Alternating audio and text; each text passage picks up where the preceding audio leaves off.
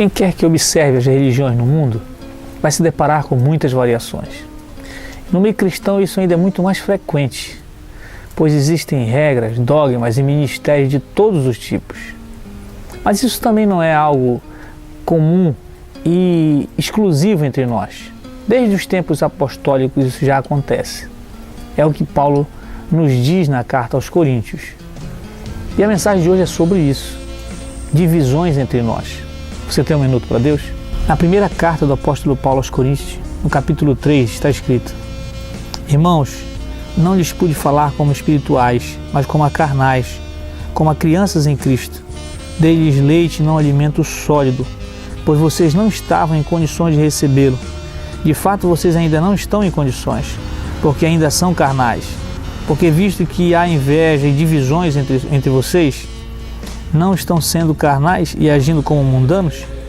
Pois quando alguém diz eu sou de Paulo e outro eu sou de Apolo, não estão sendo mundanos? Afinal de contas, quem é Apolo? Quem é Paulo? Apenas servos por meio dos quais vocês vieram a crer, conforme o ministério que o Senhor atribuiu a cada um. Eu plantei, Apolo regou, mas Deus é quem faz crescer. De modo que nem o que planta nem o que rega são alguma coisa, mas unicamente Deus que efetua o crescimento.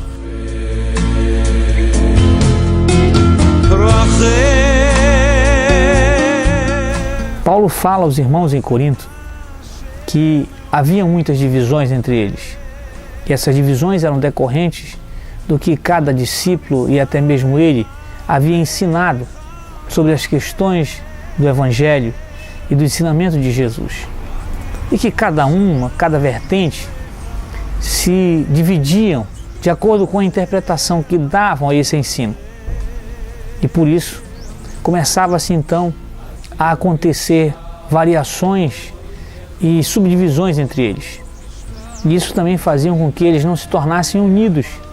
Havia inveja, havia egoísmo no meio deles, em decorrência dessas divisões.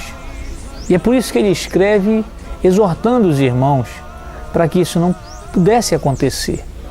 Porque ele explica que cada um que ensinou acerca do Evangelho, seja ele ou seja outro discípulo, ensinou apenas aquilo que era decorrente dos ensinamentos de Jesus.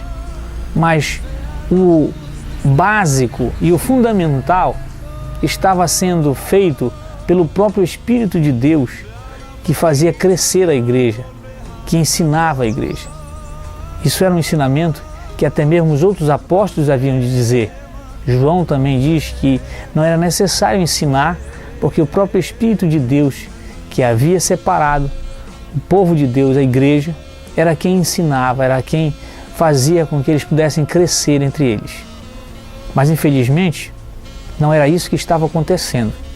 Essas divisões começaram a separar o povo.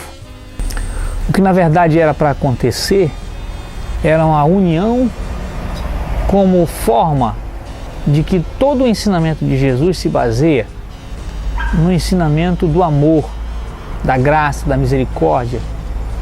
E isso é aprofundado no que cada um de nós vai proporcionando e produzindo deste efeito do Evangelho em nossas vidas.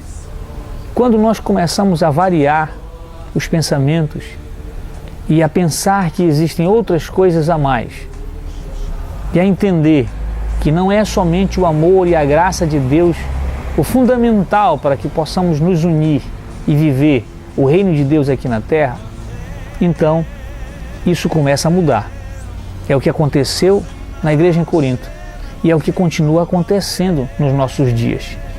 Quando nós colocamos adendos, quando nós adicionamos aquilo que é a mais nos ensinamentos de Jesus, no Evangelho de Jesus. Porque o Evangelho é muito simples. Ele é centrado no amor, na graça, na misericórdia, no perdão, nessas virtudes que são essenciais para o nosso relacionamento. Quando isso acontece, então o reino de Deus entra em nós e nós vivemos ele. Mas quando outras coisas são acrescentadas, como regras de costumes, hábitos, rituais, e eles se tornam no mesmo peso dessas virtudes, então aí acontecem as divisões.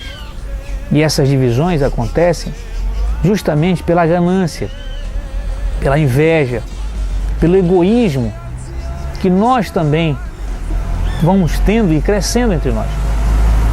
E Jesus não quer que isso aconteça.